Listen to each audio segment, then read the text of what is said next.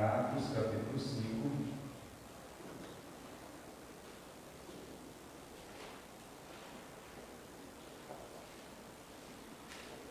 E nós vamos estudar o versículo 33 até o versículo 42. Porém, ouvindo eles isto, se enfureceram e deliberaram matá-los. Mas, levantando-se no conselho um certo fariseu chamado Gamaliel, doutor da lei, venerado por todo o povo, mandou que por um pouco levassem para fora os apóstolos. E disse-lhes: varões israelitas, acautelai-vos a respeito do que haveis de fazer a estes homens. Porque antes destes dias levantou-se Teudas, dizendo-se ser alguém. A este se ajuntou o número de uns 400 homens, o qual foi morto, e todos os que lhe deram ouvidos foram dispersos e reduzidos a nada. Depois deste, levantou-se Judas o Galileu, nos dias do alistamento, e levou muito povo após si, mas também este pereceu, e todos que lhes deram ouvidos foram dispersos. E agora, digo-vos, dai de mão a estes homens, deixai-os, porque se este conselho, ou se esta obra é dos homens, se desfará, mas se é de Deus, não podereis desfazê-la, para que não aconteça serdes também achados combatendo contra Deus. E concordaram com ele, e chamando os apóstolos, e tendo-os açoitado, mandaram que não falassem no nome de Jesus, e os deixaram ir. Retiraram-se, pois, da presença do conselho, regozijando-se de terem sido julgados dignos de padecer afronta pelo nome de Jesus. E todos os dias no templo e nas casas eles não cessavam de ensinar e de anunciar a Jesus Cristo. Muito bem, nosso título hoje é A Força por Trás da Igreja. A igreja tem uma força muito poderosa, aparentemente invisível, né? Mas ela, por ser tão poderosa, ela se faz visível, que está por trás dela, cuidando, ajudando. O que a gente viu na semana passada, irmãos? Os apóstolos, eles foram presos novamente. Isso que a gente viu a semana passada. E foram presos já pela terceira vez. Foram presos pela terceira vez, assim, em questão de dias. Eles curaram aquele coxo, né? O poder de Deus foi e curou o coxo. E depois disso a coisa desandou, desagradou os fariseus, os saduceus, desagradou a cúpula religiosa. Por quê? Porque a milhares as pessoas estavam ouvindo a palavra e também a milhares as pessoas estavam se convertendo. As pessoas estavam entregando suas vidas a Jesus. E quando eles viram que as pessoas estavam indo para o lado do Evangelho, eles tentaram barrar. Barrar como? Bom, vamos chamar eles, nós vamos ameaçá-los, nós vamos dizer que eles não podem pregar o nome de Jesus e pronto, acabou, né? Eles vão ficar com medo e não vão pregar mais. Fizeram isso, nada adiantou, não adiantou nada. Novamente eles foram lá, estavam pregando, e no momento que eles estavam pregando, prenderam novamente. Isso, né, no momento, foram lá, prenderam, e eles, não, perdão meus irmãos, foi preso, né? E aí então, novamente, chamaram a atenção, e quando eles chamam a atenção, aí o apóstolo Pedro então vai citar essa frase que citou a semana passada. Daqui no capítulo 4, vamos comigo aqui no capítulo 4, não, capítulo 5. Capítulo 5 e versículo, deixa eu encontrar aqui, Atos capítulo 5, está aqui, versículo 29, isso mesmo. Mais importa obedecer a Deus do que aos homens. Foi uma chamada de atenção muito dura, né? A gente viu que eles chegaram a ponto de dizer: olha, vocês estão enchendo Jerusalém desse evangelho aí, dessa doutrina. E era uma acusação e ao mesmo tempo era um elogio, isso nós estudamos a semana passada, mas a firmeza dos apóstolos de dizer: mais importa obedecer a Deus do que aos homens. Isso tinha que ter muita coragem para falar, mas mais coragem ainda é olhar para eles e dizer assim: olha, Deus ressuscitou a Jesus Cristo, que vocês perseguiram, que vocês mataram. Tinha que ter muita coragem para dizer isso. E eles disseram no final, foi as últimas coisas que eles falaram, né? E uma outra coisa que foi de muita coragem, no final do versículo 31, ele falou assim: olha, Deus ressuscitou Jesus como Salvador, né? Para quê? Para que vocês pudessem se arrepender. Então, ele lança uma semente no coração desses homens, e quando ele fala sobre isso, quando ele fala de arrependimento e do dever, no versículo 32, qual que é o nosso dever? É obedecer, para nós pregar a palavra, para eles ouvir a palavra e obedecer. Nesse momento, irmãos, no versículo 33, o que acontece? Eles se enfureceram e deliberaram matá-los. Então a pregação, essa última pregação de Pedro, para eles foi o que nós chamamos de a gota d'água. Olhar para os olhos deles e dizer assim: olha, vocês mataram Jesus, mas Deus o ressuscitou, para que vocês pudessem se arrepender, crendo nele. Né? Então aquilo foi de tal modo no coração deles, só que assim, o Espírito Santo trabalha, meus irmãos, para que alguns se convertam, creiam, né? E se convertam ao Evangelho. Mas o coração endurecido, ele toma essa posição do versículo 33, muito ódio contra o Evangelho. Então a pregação de Pedro irritou os religiosos, porque a verdade de Deus, ela incomoda. Não tem nada que incomoda mais do que quando Deus fala e o pecador então, ele resiste e ele se posiciona contra. Porque o cristianismo, ele é perseguido. Bom, não é que o cristianismo é perseguido. Você pode ser um cristão lá na China, não tem problema nenhum. Você pode. Tem a igreja da China. Você pode ser um cristão lá na China. Bem, você pode até ser um cristão, sabe onde? Lá no Iraque. Você pode ser um cristão no Afeganistão, não tem problema nenhum. É só você ser: eu sou um cristão, né? Eu vou me fazer de surdo, eu vou me fazer de mudo. Olha, não vi nada, não sei de nada, o Evangelho vai morrer comigo. Eu aceitei Jesus, né? Estou aqui, o Evangelho vai morrer comigo. Por que que os cristãos, nesses lugares, eles são perseguidos? Inclusive aqui no Brasil também, nós não vamos escapar. É porque eles se manifestam. É porque o camarada que está lá no Iraque, o camarada que está lá no norte da África hoje, onde as perseguições têm sido mais ferrenhas, eles se manifestam, eles pregam o Evangelho, simplesmente eles dizem: só Jesus Cristo salva, isso é o suficiente para eles morrerem. Hoje lá no Afeganistão, estão lá, e se eles se manifestar, eles vão morrer, se eles ficar quietinhos, eles não vão morrer.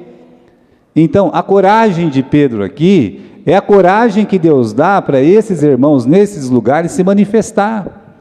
E no Brasil não é diferente. Se você for cristão e você não ficar falando nada, não ser contra nada do que as pessoas fazem de errado, você não falar contra essas coisas de gênero, etc., você não vai ser perseguido, ninguém vai falar nada para você. Agora, se você chegar e falar o que a Bíblia diz, o que acontece? Pronto. Sai, meus irmãos, parece que o demônio solta o Satanás solta todos os demônios e capetas que tem lá no inferno para te atormentar. Só do fato da pessoa ter coragem de ir a público e dizer: ó, isso aí está errado. Está errado por quê? Porque a Bíblia diz que está errado. Pronto, não é minha palavra, é a palavra de Deus. Então a cada dia que passa, a nossa fé, a nossa crença, ela vai ser tratada como a de Pedro está sendo tratado. Eu quero que vocês reparem bem aqui o que está acontecendo, né? Como a coisa piorou. Piorou em que sentido? Que até então eles só ameaçavam. Dessa vez, no versículo 33, eles deliberam matá-los. A ira se transformou num plano de morte. O diabo tem muitos planos contra a igreja. E um dos planos contra a igreja é matar. Porque se ele mata um, os outros ficam com medo. É assim que funciona. Bem, meus irmãos, aqui nós temos uma forma diferente de Deus fazer o quê? Frustrar os planos do inimigo. A gente viu, por exemplo, que ele pode usar o sobrenatural. Deus, ele faz isso. Ele age de uma forma que ninguém espera, como aconteceu com Pedro, quando ele foi preso da segunda vez. O que aconteceu? Ele estava pregando, foi preso, juntamente com João, outros apóstolos, né? E aconteceu que eles foram lá, prenderam e jogaram eles na cadeia. E naquela noite aconteceu o sobrenatural. O que aconteceu? O anjo foi e tirou eles daquela cadeia. Olha, quando os soldados foram buscá-los no dia seguinte, não tinha porta aberta. Não tinha, os soldados da vigília, eles não sabiam o que tinha acontecido, não foi lá chutar as portas e matar os soldados, não aconteceu nada disso. Simplesmente o anjo de Deus foi lá e retirou-os e mandou que eles voltassem a pregar a público. Então isso é uma intervenção sobrenatural. E geralmente Deus age assim, como tirou lá o Israel do Egito, com as pragas, abrindo o Mar Vermelho. Então, há uma ação sobrenatural de Deus. Agora, aqui no livro de Atos, a gente tem uma forma diferente. Deus vai frustrar esse plano de morte, pelo menos agora, nesse momento, é porque dessa vez Deus levanta um homem. Ele vai levantar uma pessoa que não tem Jesus, que não tem Cristo, para defender o direito dos apóstolos pregarem o Evangelho. Então é uma forma diferente de Deus trabalhar. Do mesmo jeito que Ele pode mandar um anjo que faz um grande milagre que nós nem esperávamos, Ele pode pegar um anjo, esse anjo é como eu, você, de carne e osso, Ele pode usar uma pessoa, Ele usa um ser humano, que ninguém talvez nem esperava que fosse, vai lá e faz o que Gamaliel está fazendo.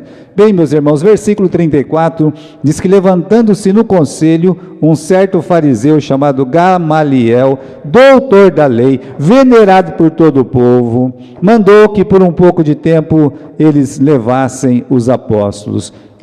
Nós sabemos que eles estão no conselho. É um conselho aqui, o capítulo 5 fala que eles se reuniram em conselho. Resumindo, esse conselho é o Sinédrio, o poderoso Sinédrio que ordenou a morte do nosso Senhor Jesus Cristo, que pressionou Pilatos, pressionava os políticos, era um sistema muito forte. Então, irmãos, eles têm a liderança de Caifás ainda, é o mesmo que condenou Jesus, e de forma raivosa eles vão se opor aos planos de Deus. Então eu queria falar rapidamente sobre Gamaliel, né? Só um pouquinho, quem que ele foi? Vamos ver primeiro pela Bíblia. A Bíblia fala aqui no versículo 34, que ele era um certo fariseu, doutor da lei. Então ele não era um fariseu comum, ele recebe aqui o título de doutor, ou seja, é um homem de muito conhecimento da palavra, e ainda tem um acréscimo aqui, dizendo que ele era respeitado por muitas pessoas. Era um homem que quando ele falava, as pessoas paravam para ouvir. Ele tinha exemplo da vida dele, como diz o próprio texto aqui no versículo 34, ele era venerado. As pessoas realmente, quando estavam perto de Gamaliel, elas se sentiam bem, porque Gamaliel, ele transmitia a palavra, pelo menos do judaísmo, do Velho Testamento, a ponto dele ser respeitado até hoje no meio do judaísmo. Ele não deixou de ser respeitado. ele tem um título diferente para ele, que só alguns rabinos alcançam. Geralmente Jesus, até Jesus, né? As pessoas chamavam rabi, ou o rabino, porque não tinha aquela consideração. Agora, muitos são rabinos, poucos podem ser chamados de rabã, né, como ele era chamado, e por isso, até hoje, algumas coisas, né, que ele falava dos seus discípulos, ainda são venerados pelos judeus.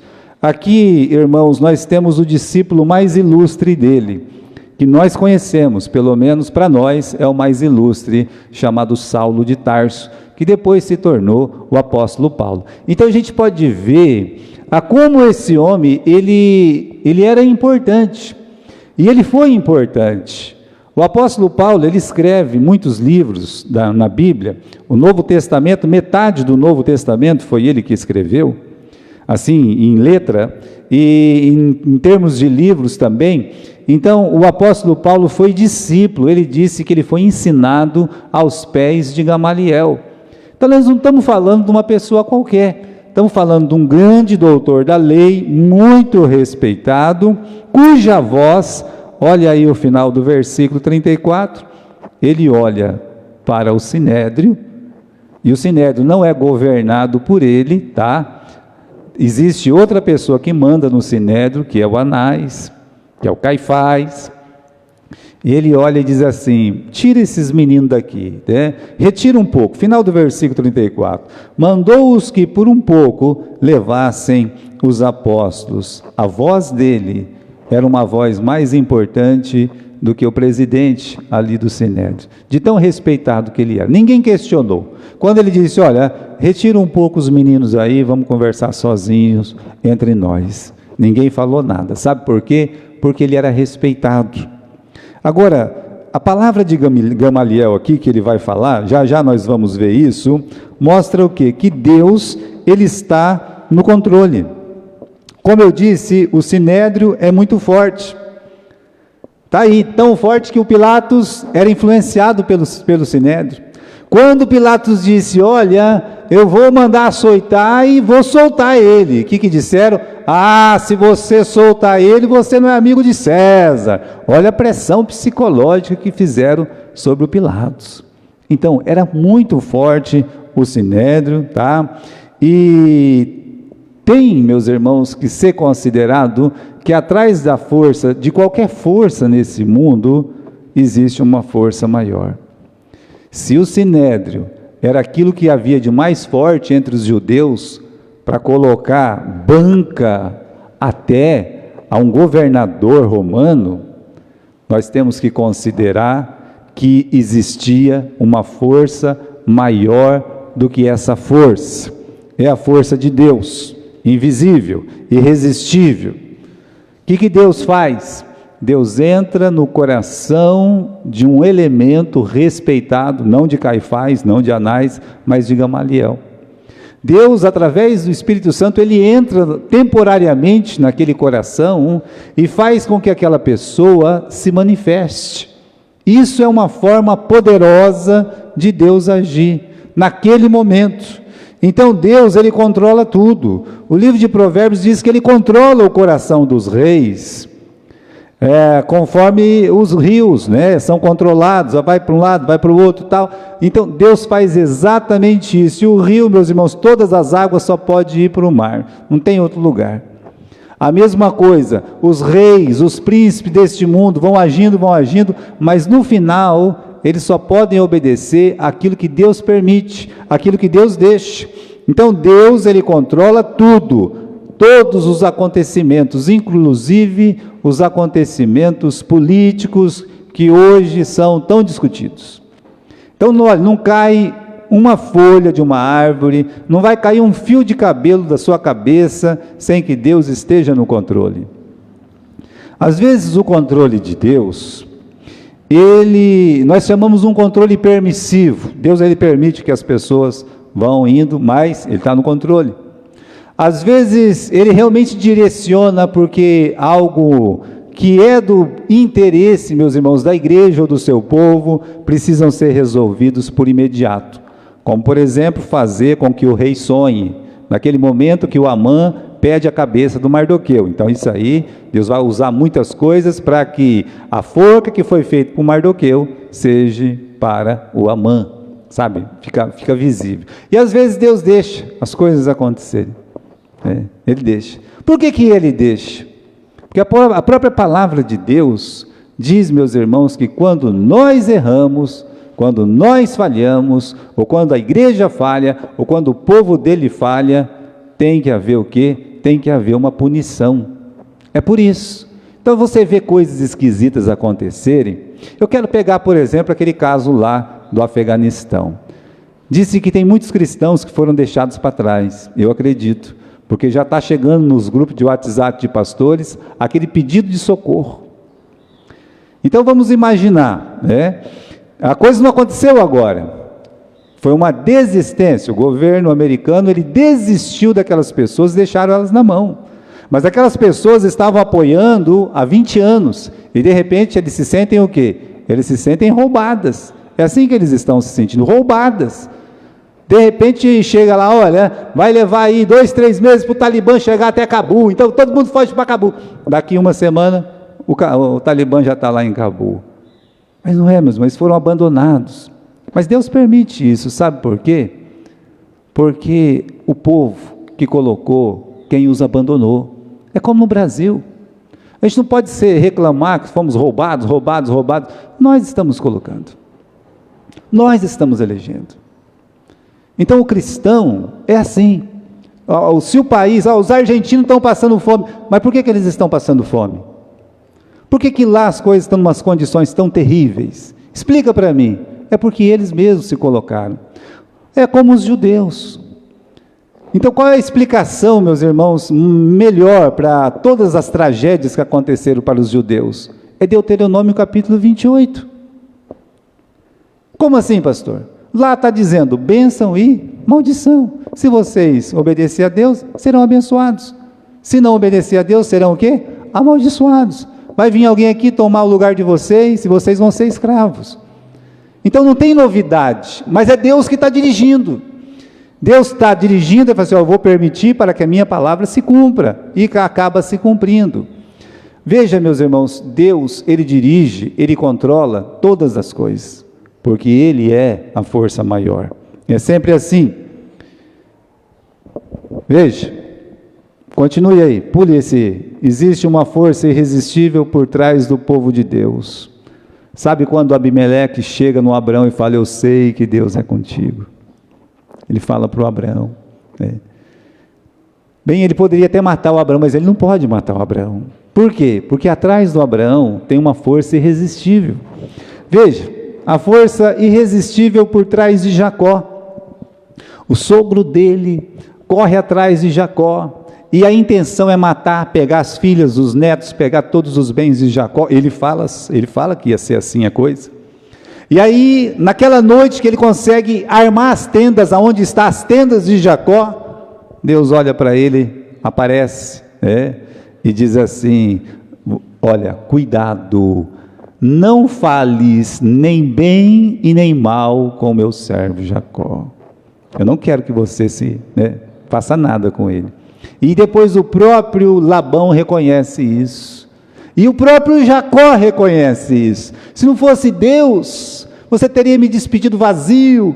O Jacó, todos reconhecem. Por quê? Porque Labão, apesar de ser bem mais forte que Jacó, e poderia ter matado Jacó, ele não pode fazer nada porque existe uma força maior.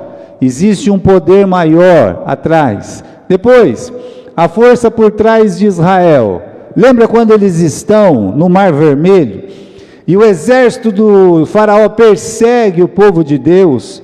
Estão próximos. O que acontece? A nuvem, a bola de fogo, a coluna de fogo, sai da frente, vem para trás, fica no meio dos dois exércitos, e de repente o próprio inimigo diz, fujamos da face de Israel, porque o Senhor peleja por eles. Então, meus irmãos, os inimigos, eles reconhecem que existe uma força maior. Agora, por último, tem essa questão do Mardoqueu. Quem disse isso aqui foi a esposa do Mardoqueu, os amigos do Mardoqueu.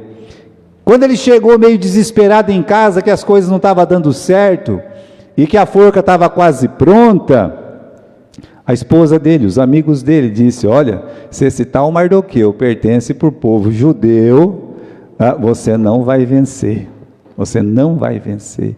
Então, irmãos, por trás da igreja tem essa mesma força. É uma pena que nós cristãos, nós que temos Cristo como Salvador, nós tememos a outra força, nos esquecendo que quem tem a força é Deus. Continuando, temos um versículo aqui em Isaías capítulo 46, entre o versículo 9 e 10. Deus diz assim: eu sou Deus e não há nenhum outro, declarando o fim desde o princípio. Eu sou Deus, não há nenhum outro. Ele está dizendo aqui que ele conhece o começo, o meio e o fim, porque ele está declarando o fim desde o princípio. E desde os tempos antigos, coisas que ainda não foram feitas, dizendo: meu conselho permanecerá e farei toda a minha vontade. É assim. O conselho de Deus vai prevalecer, ou seja, o que Deus diz vai prevalecer. Nós temos o conselho aqui, que é o Sinédrio, e o Sinédrio é forte, mas Deus está dizendo. 800 anos antes daquele momento que a igreja, pelos seus representantes, estavam diante do conselho, Deus está dizendo: é o meu conselho que vai prevalecer, eu vou fazer toda a minha vontade. Não era a hora do Pedro, do Tiago, do João morrerem ainda, não era a hora. Agora, por que é tão importante confiar, crer na soberania de Deus? Por 3 motivos simples: porque aí teremos paz, aí teremos esperança, e para poder dar glória a Deus. Você vai ter verdadeira paz quando você entende: olha, não cai uma folha lá daquela árvore sem que Deus permita. Você vai ter esperança, porque se não há sua esperança, como aqueles nossos irmãos que estão sofrendo no mundo afora, a esperança deles, se acontece alguma coisa, eles podem tombar esse corpo, mas eles não vão poder tirar a minha presença na eternidade, no céu, com Jesus Cristo. Te dá esperança e te faz dar glória, te dá glória para você agradecer, não somente nos bons momentos, mas nos maus momentos, que é muito difícil. Qual foi o conselho de Gamaliel? Vamos ver aqui o conselho dele, versículo 35. Primeiro, olha, cuidado, tenham cautela com o que vocês vão fazer com esses homens aí. Já é um conselho espiritual de qualquer forma, tá? Em dizer assim: cuidado com o que vocês vão fazer com esses homens. Depois, ele cita 2 exemplos, no versículo 36 e no versículo 37. 2 homens, e talvez contemporâneos aí do próprio Gamaliel e dessas pessoas, provavelmente contemporâneos, portanto, de Jesus, eles se levantaram. Tanto esse Teudas, no versículo 36, quanto esse Judas, no versículo 37, a palavra de Deus diz que eles se levantaram, e uma coisa que aconteceu é que eles atraíram muita gente, muitos discípulos, muitos seguidores, e a palavra do Gamaliel foi: olha, eles morreram. E depois que eles morreram, final do versículo 36, os discípulos foram dispersos e reduzidos a nada.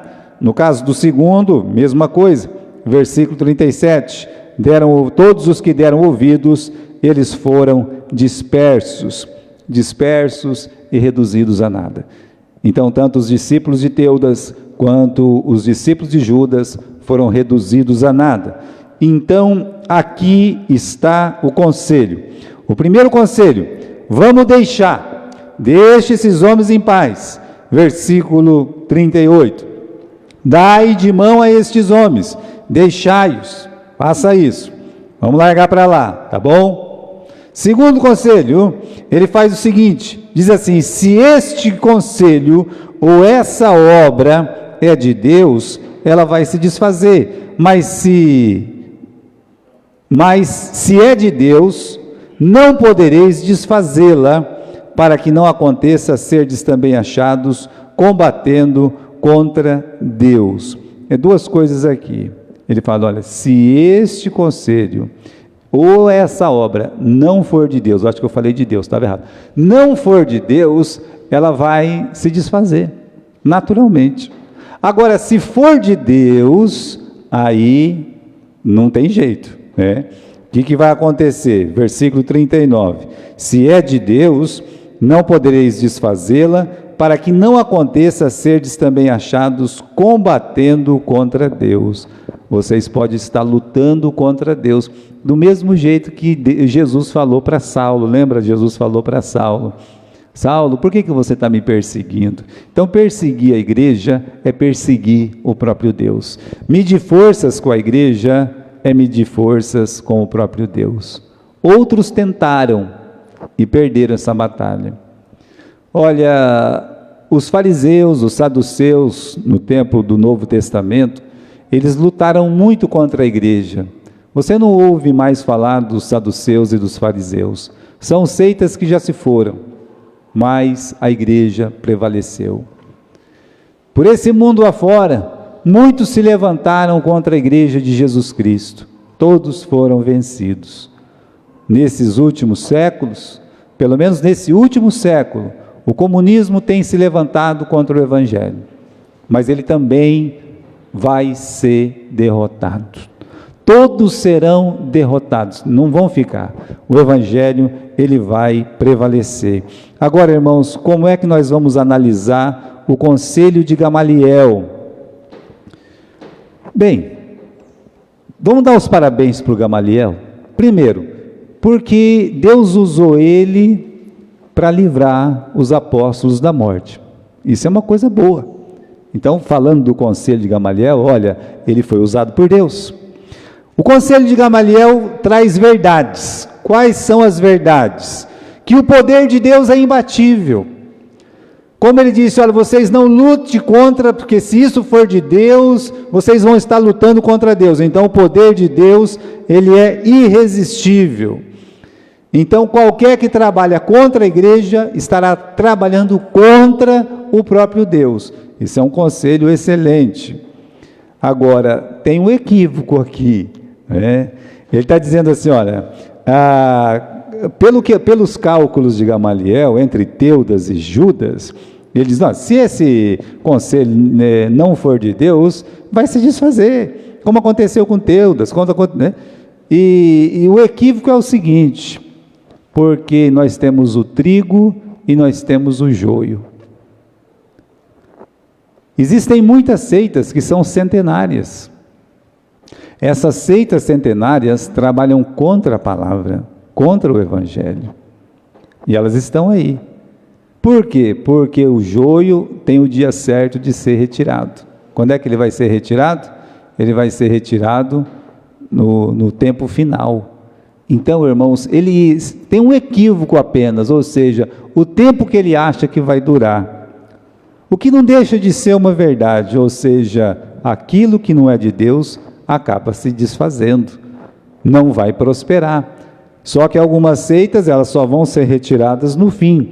Então aí, olhar, por exemplo, você tem uma seita, aí pega essa seita, que é contra Jesus Cristo, contra a salvação pela graça, e mais um monte de coisa. Essa seita aí que leva o nome de igreja, já tem 300 anos, já tem 400 anos, eu sei, 300, 400, não, tá, nós sabemos, e está aí, está firme, até nós sabemos disso aí também, mas não quer dizer que é de Deus. Um dia vai acabar. Então a gente tem que olhar, ver o que ele está dizendo e lembrar também, o Gamaliel, ele não era uma pessoa salva, ele era apenas uma pessoa usada naquele momento para livrar os apóstolos. Qual foi o futuro de Gamaliel? O futuro de Gamaliel é que ele foi um homem sábio, pelo conselho dele os apóstolos ficaram livres da morte, só que não é dito em momento algum que o Gamaliel creu em Jesus Cristo e foi salvo, em momento nenhum. Bem, nos pés de Gamaliel, o Saulo de Tarso, porque ele não era Paulo ainda, ele aprendeu a guardar a lei, a ser irrepreensível, um fariseu irrepreensível.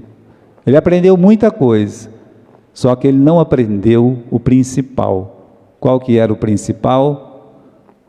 Que a salvação vem por Jesus Cristo. Talvez as seitas levam a pessoa a grandes conhecimentos. Tem até a seita do gnosticismo, que é tão velha quanto o cristianismo. Ainda existe por aí o racionalismo cristão. Gnosco, bem numa palavra grega, quer dizer conhecer. Olha que legal pertencer para uma seita, que você fala, nós conhecemos, conhecemos segredos. Só que não consegue levar uma pessoa até os pés da cruz. Muitas igrejas vão levar você a muitos lugares, mas não vai levar você até os pés da cruz, até o Calvário. Então, meus irmãos, a igreja precisa levar a pessoa até Jesus Cristo, para ela não ser uma seita, porque senão ela vai ser uma seita. Pronto. Pela tradição, o Gamaliel continuou fariseu. Aqui no capítulo 6 e no versículo 7, diz que a palavra de Deus crescia muito. Em Jerusalém se multiplicava muito o número dos discípulos e grande parte dos sacerdotes obedecia à fé. Por nós, olha, por mim, eu queria que o Gamaliel, ele tivesse aqui nesse versículo 7, obedecendo à fé, e não sendo um fariseu. A história judaica, os judeus dizem que ele continuou no judaísmo, continuou fariseu. Por isso é reconhecido por eles até hoje, tá bom? Então, se a gente for julgar pelo que os judeus dizem, então ele não creu em Jesus. Se a gente manter uma esperança que quem sabe ele entregou a vida para Jesus, então a gente vai ver esse homem respeitado lá no céu, porque ninguém vai entrar no céu se não for por Jesus Cristo como o único e suficiente Salvador. Muito bem, mas o conselho dele, pois a forma mais correta de você saber onde está a verdade, não é olhar para Gamaliel, é fazer como os bereanos, é você pegar a Bíblia, ó, fulano está falando isso? Tá, então eu vou pegar a Bíblia e eu vou conferir. Isso nós encontramos no capítulo 17 do livro de Atos. A pessoa vai, abre a palavra de Deus e confere, o pastor está falando com aquilo que a Bíblia diz. Esse caminho, inventa um caminho diferente de ir para o céu. Bom, mas isso não está na Bíblia. Então os bereanos, o que eles fazem? Imediatamente rejeitam, de pronto. A forma correta é comparar o que a pessoa está pregando com aquilo que a Bíblia ensina. Não, o Gamaliel falou isso aí. Ele era boa pessoa, mas ele não é a norma. Ele não é a régua para a gente medir a verdade. Agora vamos continuar no capítulo 5. Pela primeira vez, os apóstolos, eles são açoitados. Veja só, eles estavam sendo ameaçados. No versículo 33, já falamos, a coisa começou a mudar, eles já queriam matar os apóstolos. Como não conseguiram matar, no versículo 40, diz assim: concordaram com ele, e chamando os apóstolos, tendo açoitado, mandaram que não falasse no nome de Jesus, e os deixaram ir. Até então só haviam sido presos e ameaçados, agora eles estão sendo açoitados. Eu lembro os irmãos que a pena de açoite era 40 açoites. Só que o judeu ele é muito bonzinho, né? Os religiosos ali eles são muito legais. Para não chegar no 40, eles davam 39, entenderam? Não, 40 não, né? Aí também é muito exagero.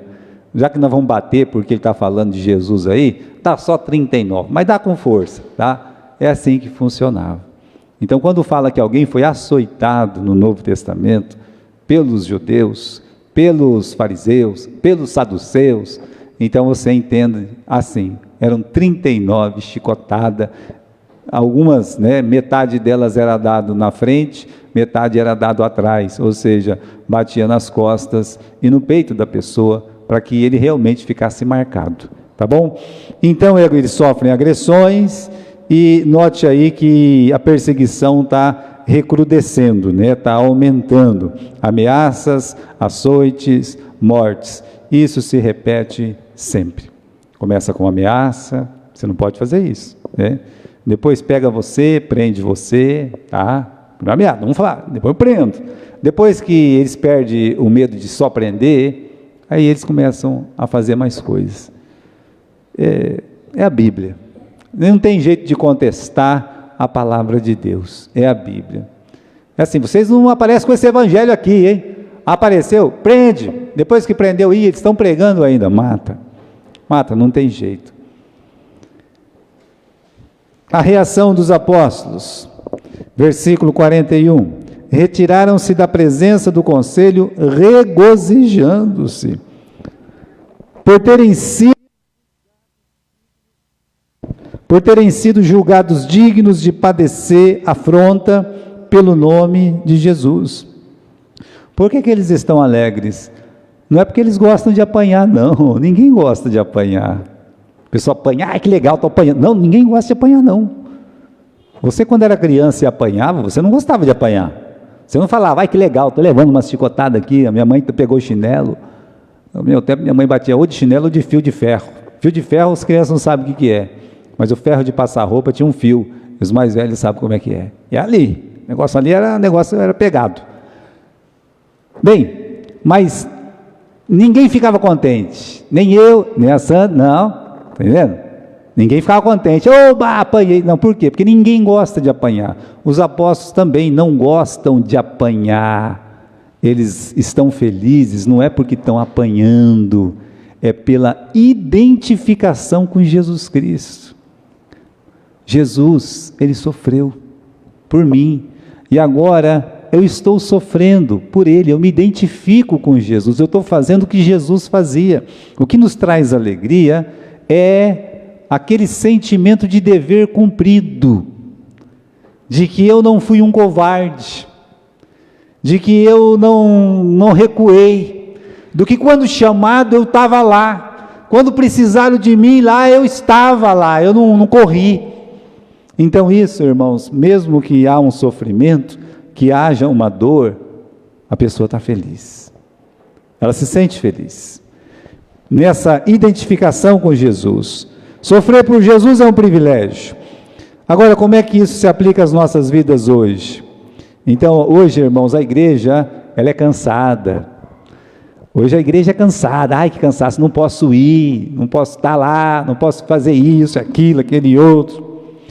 Não tem necessidade de chicote para uma igreja que o lugar dela é o sofá. Para que o diabo vai usar um chicote?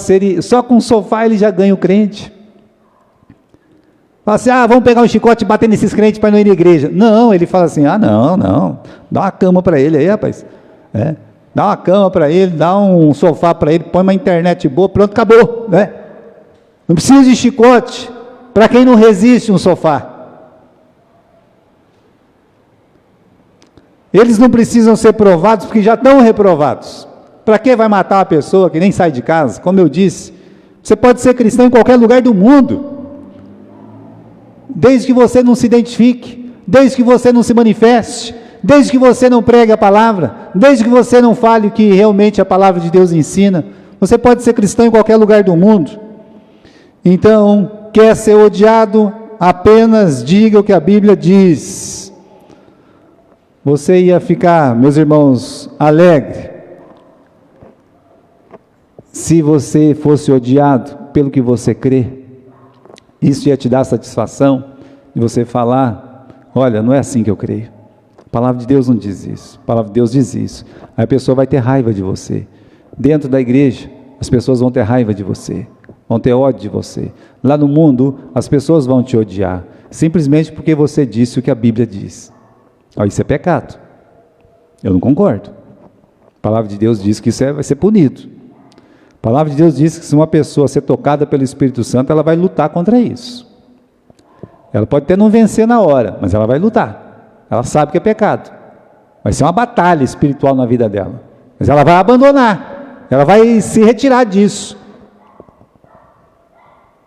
Vamos dizer que uma pessoa, ela tem um problema com entorpecente. Ela vem para a igreja. Aí o pastor fala, não, você não pode usar isso aí e tal, você é contra a palavra de Deus, você vai te prejudicar o corpo, o templo do Espírito Santo. Só estou dando um exemplo. Aí a pessoa, quando ela crê, ela começa a lutar contra aquilo. Pode ser que no momento ela não vai vencer, mas na luta, na batalha, na oração, no jejum, ela sai vitoriosa finalmente. Pronto, há uma luta. Mas isso é igual com qualquer outro pecado. O que o mundo não diz que é pecado hoje é pecado. Só que se você falar isso, pronto, o mundo se volta contra você. Então, você ficaria alegre, feliz, de ser odiado pelo que você crê. Aqui, irmãos, chicotes não impedem o avanço da obra de Deus. Prisões não impedem o avanço da obra de Deus. A morte de um crente não impede o avanço da obra de Deus. Final, versículo 42. Todos os dias, no templo e na casa, eles não cessavam de ensinar e de anunciar a Jesus Cristo. Veja aqui no versículo 40, foi ordenado, não falem no nome de Jesus. E aqui, meus irmãos, todos os dias, nas casas, nas ruas, no templo, a palavra de Deus diz, eles não cessavam, eles não paravam de ensinar e anunciar o nome de Jesus. Eles estão teimando contra o conselho, eles vão teimar contra o Estado, mas não é porque são rebeldes, é porque eles são obedientes a Deus. Existe, meus irmãos, uma força poderosa atrás da igreja, e as portas do inferno não podem prevalecer contra ela. Encheu Jerusalém, nós já vimos, mas vai encher a Judéia, a Samaria, e vai encher os confins da terra. Eu quero que você vá no último versículo do livro de Atos. Aliás, Atos, ele tem um tema, como todo livro. Ele tem um tema teológico, apesar que nós estamos usando um tema aqui, de acordo com a nossa necessidade, transformadores do mundo. Para ser um transformador do mundo tem que ir de casa em casa, no templo, nas ruas, ensinar e anunciar o nome de Jesus Cristo. Aqui a última palavra do livro de Atos, diz que Paulo, ele ficou pregando o reino de Deus e ensinando com toda a liberdade as coisas pertencentes a Jesus Cristo, sem impedimento algum. Teologicamente, essa palavra sem impedimento é o tema do livro de Atos. Não, o impedimento farisaico, o impedimento de casta, o impedimento de nações, de reis e tal, ninguém conseguiu impedir o crescimento do Evangelho. Olha, ele está pregando com toda a liberdade, ele está pregando sem impedimento, porque tem uma força maior que rege, essa força é a força de Deus. Agora eu pergunto para vocês, qual era a situação de Paulo quando ele estava pregando com toda a liberdade e sem impedimento? Vocês lembram? Ele estava preso em Roma. Preso. Aí, você leu o final do capítulo 28, você vai ver isso, que ele estava preso, tá? Preso, mas não combina com liberdade sem impedimento. Não. Não combina. Mas é a força que vem de Deus. É a força que vem do Espírito Santo. É a força de Deus que age em corações, em homens, na sociedade, faz com que a palavra corra com liberdade e sem impedimento. O diabo não pode impedir a pregação do Evangelho. E quando Satanás estiver em plena atuação na trindade dele lá,